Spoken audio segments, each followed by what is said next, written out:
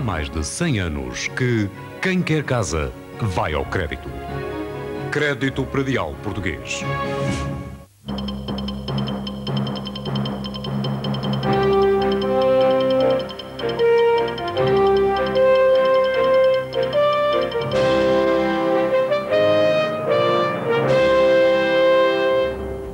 Boa noite. Está desfeito o mistério. Ana Cristina foi assassinada. O corpo da jovem foi encontrado no areal, perto da Lagoa de Albufeira. A Polícia Judiciária já deteve vários suspeitos. Depois do Congresso do PSD, o líder parlamentar quer pôr tudo em pratos limpos. Pacheco Pereira vai convocar eleições para legitimar a atual direção. Agros, Proleite e Laticup finalmente unidas contra o inimigo comum. As três cooperativas avançam para uma holding para combater a Parmalat. Tinha desaparecido há 2 anos e meio e os pais nunca desistiram de a procurar. O corpo de Ana Cristina foi encontrado ontem de manhã. Foi aqui, neste local, junto à Lagoa de Albufeira, que a Polícia Judiciária descobriu um cadáver. Ana Cristina foi assassinada, aparentemente por motivos de roubo, e depois enterrada neste local. A polícia desvendou o mistério depois de, na sexta-feira, ter desmantelado um gangue que se dedicava ao sequestro, roubo e violação de mulheres. Só na fase final das investigações é que a Judiciária associou esta quadrilha ao caso de Ana Cristina. E é o mais conhecido caso de rapto em Portugal e a família já não tem dúvidas. O pai de Ana Cristina fez o reconhecimento do corpo. Os pais foram informados ontem à tarde. 30 meses depois de ter desaparecido, o corpo da Ana foi encontrado. Quando me deram a notícia ontem, foi horrível e estou a viver estes momentos que nunca pensei viver, não é? Mas, pelo menos, apesar de tudo, deste sofrimento que nós estamos a passar, eu e a minha mulher, ela nem sequer pode estar aqui. Apesar de tudo, posso enterrar a minha filha. Posso fazer um funeral. Eu pedi à Polícia Judiciária, que esteve aqui por volta das 7 horas, pedi para me deixarem ver o corpo.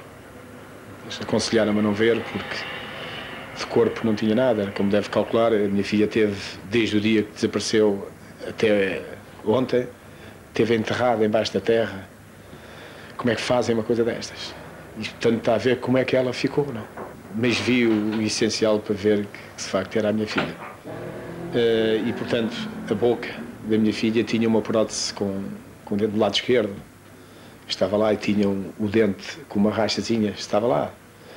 Porque, pronto, aquela parte ali do maxilar que a minha filha tirava para lavar, aquelas coisas que se fazem, não é?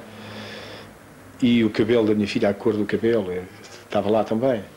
O pai reconstituiu o último dia em que viu a Ana e só vê uma hipótese para o seu desaparecimento. Ana Cristina, quando saiu do parque, o carro estava estacionado, como já foi ver com certeza, na parte em frente, quase ao parque, um bocadinho mais acima.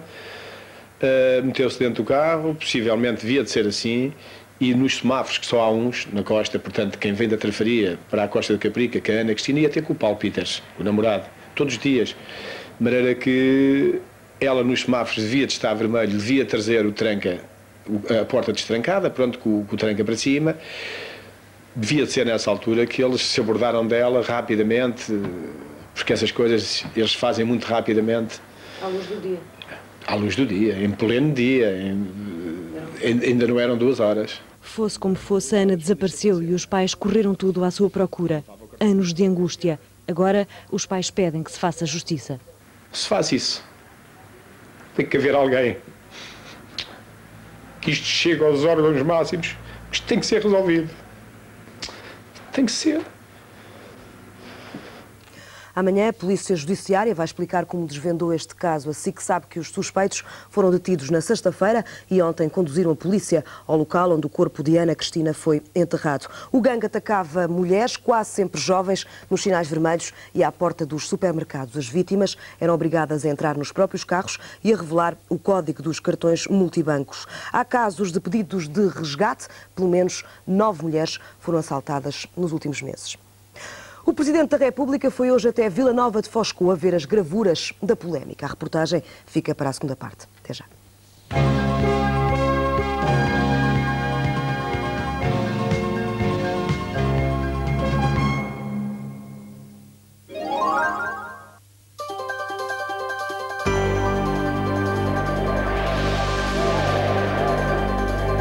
Cavaco Silva já tem substituto à frente do PSD. E agora, para onde caminha o país? Vamos ter eleições antecipadas ou o governo deve cumprir o mandato até ao fim? Têm a palavra os líderes da oposição.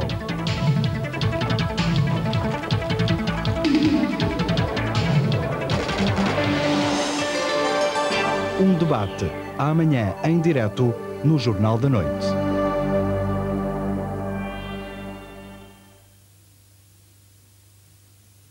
Eles dominam a ciência do governo das nações. Eles praticam a arte de dirigir relações sociais ao mais alto nível. Eles são vozes mandatárias da consciência e imagens delegadas dos nossos princípios. Nogueira de Brito, José Magalhães, Pacheco Pereira. Figuras de reputação na SIC. Ouça-os na TSF, veja-os na SIC.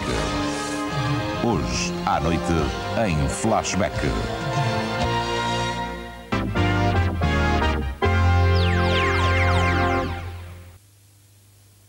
Nada de lideranças provisórias. Pacheco Pereira quer eleições na bancada parlamentar do PSD e já na próxima semana. Depois da eleição de Fernando Nogueira, o líder dos deputados sociais-democratas, quer normalizar também a situação no seu grupo parlamentar. Durante o Congresso do Coliseu, Nogueira reafirmou a sua confiança, mas Pacheco Pereira quer a legitimidade dos votos. Depois do Congresso, aí está a primeira decisão de Pacheco Pereira. Quer eleições no grupo parlamentar já na próxima semana. O líder da bancada tem um objetivo claro. Chegou o momento de normalizar a situação e dar a César o que já era de César, mas sem eleições. É que Pacheco ficou à frente da bancada em janeiro, depois das notícias sobre alegados negócios imobiliários de Duarte Lima. Uma substituição legitimada apenas através de um voto de confiança. Agora, depois do Congresso, há que confirmar a liderança através das urnas. Especialmente porque o PSD tem um novo líder. Um líder que disse publicamente o que Pacheco Pereira queria ouvir. Tenho confiança em si e nos que estão consigo. Apesar dessa declaração, Pacheco Pereira entende que é melhor pôr ordem na casa através de eleições. Gravuras rupestres não sabem nadar. Foi esta a recepção de dezenas de jovens ao Presidente da República e à sua comitiva. Mário Soares esteve em Foscoa para ver de perto as polémicas gravuras do Paleolítico e ouvir a opinião de todos os especialistas. Sobre o assunto não se pronuncia em definitivo antes do relatório final da Unesco. Uma visita in loco, a única maneira de um presidente sentir a importância das gravuras no Foscoa. Como é que tem a certeza que isto foi feito no século, não sei que, há 20 mil anos antes de Cristo? Como é que tem essa certeza? Rodeado de técnicos e especialistas, Mário Soares recebeu aulas de arqueologia e, sobretudo, ouviu muitas críticas. Eu sinto-me neste momento em déficit de cidadania para poder tomar uma posição de conjunto, porque não tenho conhecimento suficiente sobre o Plano Hidrológico Nacional, sobre as alternativas a esta obra, mas sei que esta obra ameaça um património da humanidade. Como arqueólogo, compete-me dizer apenas isto.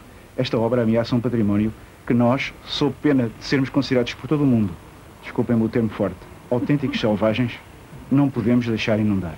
Só que a política também estava presente. O secretário de Estado da Energia mantém-se firme. A barragem é uma prioridade. Já em Vila Nova de Foscoa, o slogan é bem diferente. As gravuras rupestres não sabem nadar. Uma manifestação de estudantes contra esta política da cultura. Isto é um problema que tem alguma complexidade, visto que há obras feitas, há obras em curso. Por um lado, há uma barragem onde foi investido já bastante dinheiro. Por outro lado, há as gravuras rupestres que têm que ser preservadas. Uma arbitragem difícil num jogo ainda mais difícil.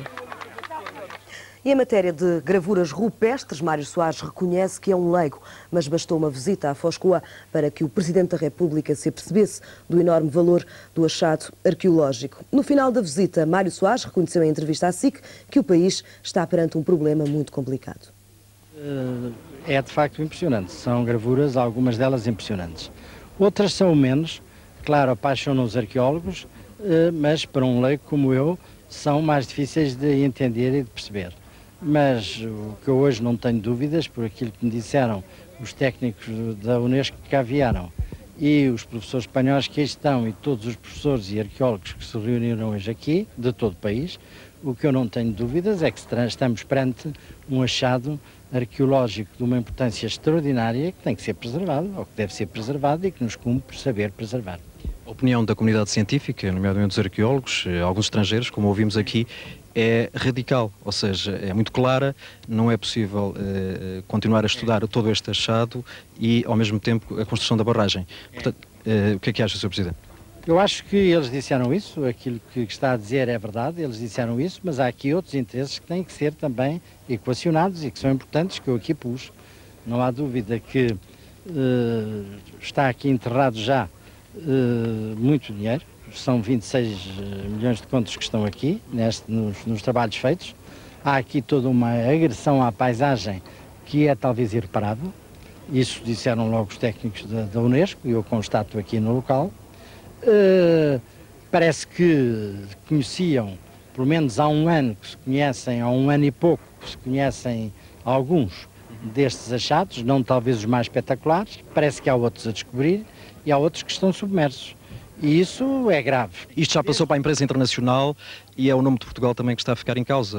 Digamos que há que se arrasta uma decisão e os portugueses também precisam de saber, afinal de contas, em que é que ficamos. É verdade. O que houve aqui foi um movimento extraordinário da juventude, que acabou de ver, 70 mil assinaturas de jovens das escolas desta região, que me foram entregues hoje, a dizer para com a barragem, para a construção da barragem, até vir o estudo. Eu pedi à EDP é que não acelere de maneira irreversível a construção da barragem até vir o relatório. Os técnicos da Unesco prometeram que o relatório estaria entregue no final de fevereiro. E até um dado novo, Sr. Presidente, desculpe, é que parece que esse relatório, em definitivo, pode exatamente prever a suspensão da barragem como uma das medidas a aconselhar o governo português.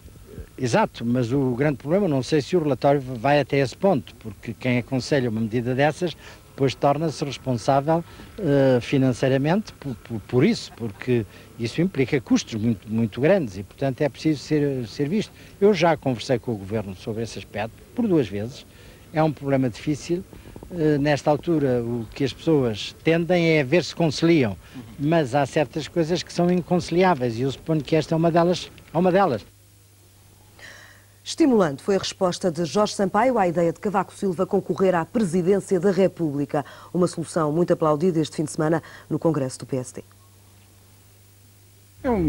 Como eu disse em fevereiro, é alguém que pode ser estimulante para a disputa eleitoral e é uma pessoa que também, com quem tenho tido relações pessoais, institucionais, por razões das funções que ocupo, e portanto há que pensar que poderá ser também um debate interessante para o país. Mas é o adversário que menos queria, não é? Não, pelo contrário, acho que é altamente estimulante e portanto acho que as coisas ficam clarificadas se for assim.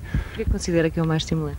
Porque acho que é, porque representa um determinado posicionamento na sociedade portuguesa e acho que é útil haver esse confronto, mas não é a mim que me compete decidir isso. Penso que foi essa a grande unidade, foi ser, digamos, na frente estar o Partido Socialista, o que é ótimo para a importância do Partido Socialista e a visibilidade como alternância que o Partido Socialista tem hoje na sociedade portuguesa. Penso que isso foi sintomático quanto ao, digamos, ao estado de espírito, independentemente da cosmética que o Congresso do PSD apresentou. Porquê que diz isso?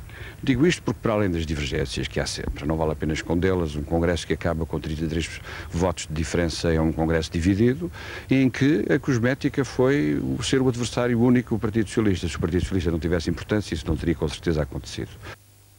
Sobre Fernando Nogueira, Jorge Sampaio foi mais fechado, não quis comentar a nova liderança e apenas mostrou agrado pelo facto do PSD ter eleito os socialistas como os principais adversários.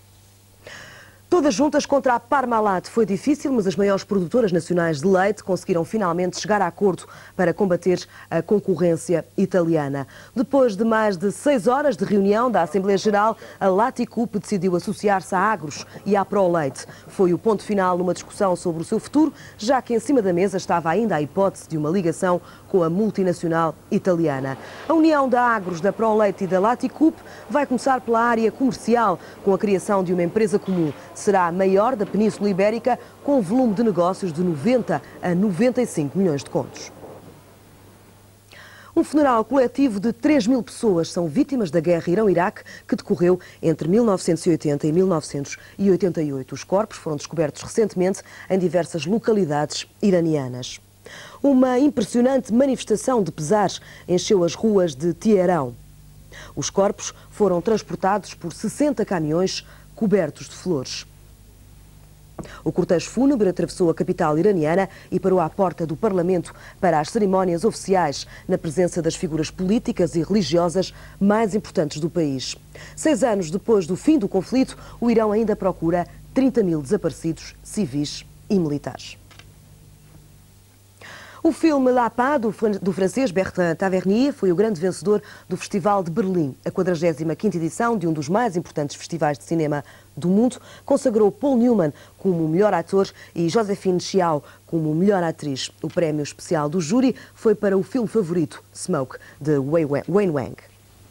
Film Festival, der Goldene Berliner Bär, großer Preis des 45. Internationalen Filmfestspiele Berlin an den Film La Paz, der Lockvogel von Bertrand Tavernier verteilt.